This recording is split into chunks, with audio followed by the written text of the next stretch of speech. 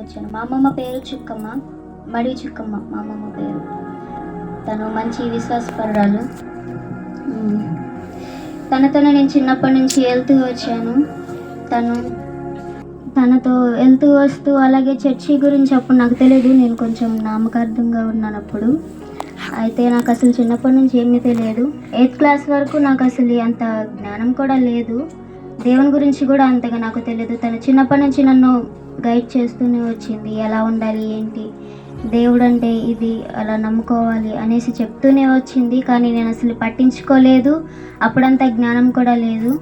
అసలు నేను పుట్టడం ఆమె ప్రార్థన చేస్తేనే పుట్టానని చెప్పింది. మళ్ళీ అసలు నమ్మలేదు నేను దేవుణ్ణి, ఫస్ట్ నుంచి నమ్మలేదు. సరిగా అసలు దేవుని గురించి నాకు అసలు తెలియదు. ఫస్ట్లో అమ్మతో వెళ్తూ వచ్చాను 8th క్లాస్ వరకు. వెళ్తూ వస్తే అప్పుడు అటు వెళ్ళాను, కానీ నాకు అంతగా అప్పుడు కూడా సరిగా అర్థం చేసుకునే అంత జ్ఞానం లేదు దేవుణ్ణి. ఇప్పుడు తను ఉన్నంతసేపు బాగానే ఉన్నాను. తనకు నా గురించి ప్రార్థన చేస్తూ వచ్చింది. నువ్వు దేవుణ్ణి నమ్ముకో, నిర్లక్ష్యం చేస్తే దేవుణ్ణి వదిలిపెడితే నువ్వు బ్రతుకు చనిపోతావని కూడా చెప్తూ వచ్చింది. అయినా కానీ నేను అసలు పట్టించుకోలేదు, లెక్క చేయలేదు, అసలు నాకేమీ తెలియదు దేవుని గురించి అప్పుడు. అయితే కొద్ది రోజులుగా తను అనారోగ్యం బాగుండలేకపోయింది, చనిపోయింది. తను చనిపోయినప్పటి నుంచి ఇంకా ఆ తర్వాత నాకు కొంచెం హెల్త్ బాగోకపోవడం అలా జరుగుతూ వచ్చింది. నేను అప్పటికి చాలా నా హెల్త్ అంతా పాడైపోయింది, బాగలేను అసలుకి. తను కూడా చనిపోతుందని నాకు అర్థమైనప్పుడు తను నాతో లాస్ట్లో చెప్పింది, నువ్వు దేవుణ్ణి ఇప్పటికైనా నాకు మాట ఇవ్వు, నువ్వు దేవుణ్ణి వదిలిపెట్టననేసి, నువ్వు బతుకున్నంత వరకు దేవుణ్ణి అసలు విడిచిపెట్టొద్దనేసి మాట ఇవ్వమని అడిగింది లాస్ట్లో కూడా తను ఉన్నప్పుడు. అయినా కానీ నేను అప్పుడు కూడా నిర్లక్ష్యంగానే మాట్లాడుతూ వచ్చాను. నాకు అంతగా దేవుని గురించి తెలియదు. తెలుసుకున్నాక ఇప్పుడు అనిపిస్తుంది తను ఉంటే బాగు అనిపిస్తుంది. తను లేదు, తను చనిపోయిన తర్వాత నాకు అప్పుడు అర్థమైంది. తను చనిపోయిన వారం రోజులకే మా ఇంట్లో అసలు ఏం జరిగిందంటే చాలా దురాత్మలతో నేను బాగా బాధపడుతూ వచ్చాను. అవి నాతో మాట్లాడుతూ వచ్చాయి, అవి నాతో కనిపించేవి, నాతో చాలా దారుణంగా ప్రవర్తించేవి. అవి నాకు కనిపిస్తూ, నాకెళ్ళి చూస్తూ నవ్వుతూ నాకు వార్నింగ్ ఇచ్చేవి.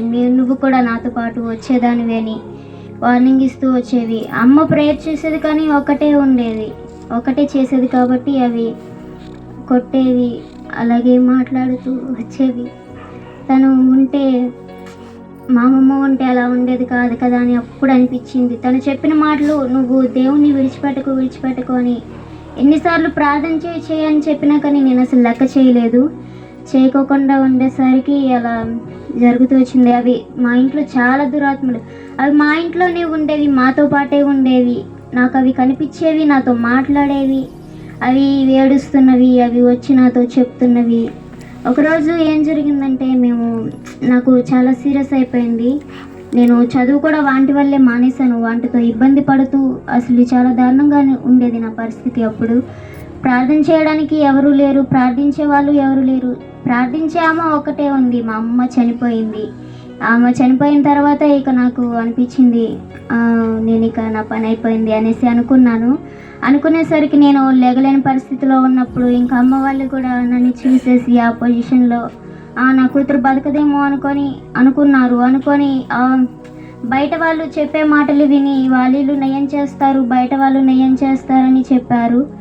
అయితే బయట వాళ్ళు దేవుళ్ళ దగ్గర తీసుకెళ్లారు, అటు వేరే వాళ్ళు నయం చేస్తారని చెప్పి తీసుకెళ్లేసరికి అక్కడ అన్నారు, నువ్వు అప్పుడు కూడా నేను నమ్మలేదు. ఎందుకంటే మా అమ్మమ్మ చాలా మాటలు చెప్పింది యేసయ్య గురించి. కానీ అప్పుడు నాకు అనిపించింది, నేను ప్రార్థన చేయాలి అని అన్నప్పుడు నేను ఒకరోజు నైట్ ప్రార్థన చేశాను.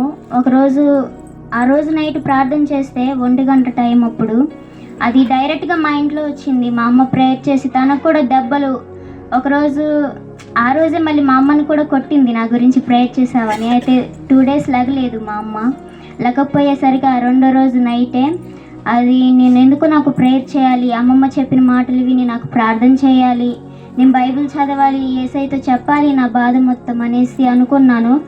చెప్తామని అనుకునేసి ప్రార్థన చేశాను, చేస్తూనే ఉన్నాను. 12 అయింది టైము, నైట్ 12 అయినప్పుడు అది డైరెక్ట్గా డోర్ తీసుకొని వచ్చేసింది ఇంట్లోకి. మా అమ్మ పనికి వెళ్ళొచ్చి పడుకుంది. నేను చేసింది ప్రేయర్, తను కూడా చేసి పడుకుంది. అది డైరెక్ట్గా ఇంట్లోకి వచ్చేసి నా గొంతు పట్టుకొని చెప్పింది, నువ్వెంత ప్రార్థన చేసినా, ఎంతమంది దగ్గర తిరిగినా, ఎవరి దగ్గరికి వెళ్ళి ప్రేయర్ చేయించుకున్న, ఈ ప్రపంచం మొత్తం తిరిగి వచ్చినా ఇక్కడ నేనే ఉంటాను, నువ్వు నా దగ్గరికే తిరిగి వస్తావని చెప్పింది. నువ్వు నమ్మే దేవుళ్ళు ఇప్పుడు నువ్వు బాగు చేయించుకోవడానికి వెళ్తున్నావు అనేసి అని అన్నది కదా. అది కూడా నాతో చెప్పింది, నువ్వు ఎవరి దగ్గరికి వెళ్ళినా కానీ తిరిగి తిరిగి నా దగ్గరికే వస్తావు అనేసి అని అన్నది. అయితే నేను అనుకున్నాను, ఎట్లాగైనా అమ్మమ్మ చెప్పిన ఏసై ఉన్నాడు కదా, ఏసైకి చెప్పుకొని నాకు కనిపించకపోయినా కానీ తనంది మా అమ్మమ్మ నాతో, నీకు దేవుడు కనిపించకపోయినా కానీ, ఒకవేళ నీతో మాట్లాడకపోయినా కానీ నువ్వు చెప్పు వింటాడనేసి అనంది. ఇప్పుడు కనిపిస్తేనే నమ్ముతారు అంటున్నారు కదా చాలామంది. అయితే నేను అలాగే నా మాటలు ఇక దేవుడు ఆలకిస్తాడనేసి నేను ఆ రోజు ప్రార్థన చేశాను. చేసేసరికి 2 మాటలే చేశాను, అప్పుడే ఇక వచ్చేసి చెప్పింది. ఆ రోజు నైట్ గొంతు పట్టుకునేసరికి ఇంకా నేను చాలా సీరియస్ అయిపోయాను, చనిపోయే పొజిషన్కి వెళ్ళిపోయేసరికి ఇక అమ్మ వాళ్ళు నన్ను ఆ పరిస్థితిలో చూడలేక ఇక బయట వాళ్ళు ఏం చేస్తారు, ఇలా దేవుడు వాళ్ళ దగ్గరికి వెళ్ళాలి అనేసి అటు తీసుకువెళ్ళి అక్కడికి వెళ్ళొచ్చాను. నెలే మంచిగా ఉన్నాను. మళ్ళీ తర్వాత నుంచి యాస్టీస్గా అదే మళ్ళీ కంటిన్యూ అయిపోయింది. అవి ఇంట్లోకి వచ్చేస్తున్నాయి, నాకు కనిపిస్తున్నాయి, నాతో మాట్లాడుతున్నాయి, మళ్ళీ చెప్తున్నాయి, నువ్వు మళ్ళీ నాతోనే వచ్చేస్తావని చెప్తున్నాయి. దేవుని నమ్ముకోకముందు నాకు చనిపోయిన సమాధులు, వాళ్ళల్లో నన్ను తీసుకెళ్ళి అక్కడ పూడ్చిపెట్టడం, అలాంటి కళలు వచ్చేవి. ఆ తర్వాత నుంచి నేను ఎప్పుడైతే ప్రార్థన చేయడం స్టార్ట్ చేశానో, ఇతనే నిజమైన దేవుడు, యేసయ్య నిజమైన దేవుడు అని ఎప్పుడైతే తెలుసుకున్నానో అప్పటి నుంచి నాకు అలాంటి కళలు రావడం ఆగిపోయాయి.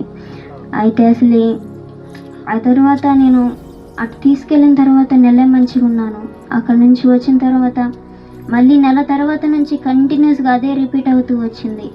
మళ్ళీ ఆ దురాత్మలతో బాధపడుతూ, అవి మళ్ళీ కొడుతూ తిడుతూ నాతో మాట్లాడుతూ అలాగే టార్చర్ చేస్తూ వచ్చాయి. అయితే ఆ యేసయ్యను అన్నాను, యేసయ్య మరి నాకు సహాయం చేయడానికి ఎవరు లేరా, ఎవరినో ఒకరిని పంపించండి అనేసి అన్నాను. అనేసరికి అప్పుడే ఇక సండే స్కూల్ మా కాపరి మా మామయ్య, మడివి నాగేశు మా మామయ్య జోషప్పయ్య గారు, అయితే అప్పుడు సండే స్కూల్ స్టార్ట్ చేసి తమ్ముడిని పిలిచారు, నన్ను కూడా పిలిచారు రమ్మనేసి. ఎందుకో నాకు బాధ చెప్పుకోవాలనిపించింది. చెప్పాను, జరిగిందంతా చెప్పేసరికి మా జోషప్పయ్య గారితో చెప్పేసరికి ఇక వచ్చేసి ప్రార్థన చేసి 21 రోజులు మా ఇంట్లో ప్రేయర్ పెట్టారు. చేసి మళ్ళీ 14 రోజులు ఫాస్టింగ్ కూడా ఉన్నారు మా కుటుంబం కోసం ఉండి నన్ను ఆ బంధకాల నుంచి విడిపించారు. అసలు అక్కడికి వెళ్ళి కట్టించుకొని వచ్చినా కానీ నేను ఎలా ఉండదని అలాగే ఉన్నాను, ఎలా వంటతో బాధపడుతూ వచ్చానో అలాగే ఉన్నాను. తర్వాత వచ్చి ప్రేయర్ చేసి 21 రోజులు మా ఇంట్లో ప్రేయర్ పెట్టిన తర్వాత అప్పుడు నాకు విడుదల అనేది వచ్చింది వాటి నుండి. అవి మా ఇంట్లో నుంచి అవి వెళ్ళిపోయాయి. మా ఇంట్లో నుంచి 21 రోజులు ప్రేయర్ అయిపోయిన తర్వాత అప్పుడు అనుకున్నాను, నేను దేవుని రక్షించాలి అనుకొని ఆ తర్వాత నుంచి రావడం స్టార్ట్ చేశాను ప్రేయర్కి. మామయ్య వాళ్ళతో పాటు నువ్వు కూడా ఉపవాస ప్రార్థన చేయాలిరా అని అన్నారు. ప్రతి మంగళవారం స్టార్ట్ చేశారు. ఆ రోజు నుంచి నేను కూడా ఒకరోజు ఉపవాస ప్రార్థన చేశాను. 3 రోజులు చేసేసరికి వైట్ డిసీజ్ 4 years నుంచి బాధపడుతున్నాను. దాని నుంచి నాకు దేవుడు సంపూర్ణ ఆరోగ్యాన్ని ఇచ్చాడు. దేవునికి స్తోత్రం అందుకు. అలాగే ఇంకా నా శరీర బాధలతో కూడా నేను చాలా బాధపడుతూ వచ్చాను. అలాగే మా అమ్మమ్మ కూడా నాతో కళలో కనిపిస్తూ నాకు చెప్తూ వచ్చేది, నువ్వు ఇలా ప్రార్థన చేయి, అలా ప్రార్థన చేయంటూ. ఎప్పుడైతే యేసయ్యని నమ్ముకున్నానో వాటి నుంచి విడుదల దొరికింది, దేవుడు నన్ను విడిపించాడు. అలాగే